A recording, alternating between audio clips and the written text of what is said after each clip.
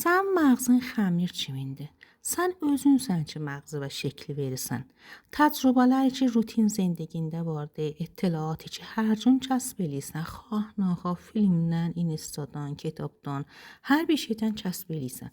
Onlar hamısı sənin mağzı və şəkil verir.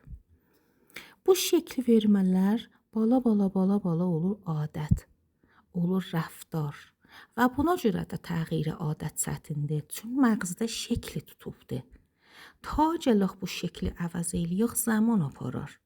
Qalıb zehn nə qədər qəvi ola ki, eləyə bilər məğzin bu şəklini əvəzləyə, məğzin bu şəklini sındıra. Yəni əsən məğz ab meyvə giyiri dəstgahına taydı. Sən nə mənə meyvə salsan, həmanın suyunu alacaqsan.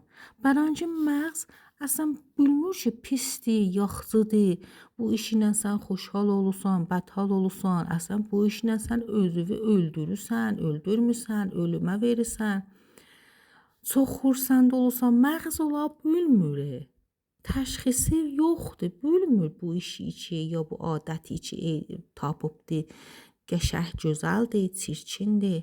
Özü bir şey bilmir. O fəqət işi ki, şəkli ki, tapıbdır, onu əncam verir. Sən demirsən bu işi əncam ver, onun da adət olubdur, rəftar olub, onları əncam verir. Əgər indi biz bu adət ya rəftarı ki, təsmin tutduq və məğzimizdə şəkli tutdu, o rəftarı, o adəti hər gün istifadə edirik. Da o bir dana olacaq bizə şəxsiyyət. Qəşəng bir rəftar. Cüziyyət bizim əsliyyətimiz olacaqdır və məğz ona enerji məsrəf eləyəcəkdir ta o şəkli, o adəti seyv eləsin özündə.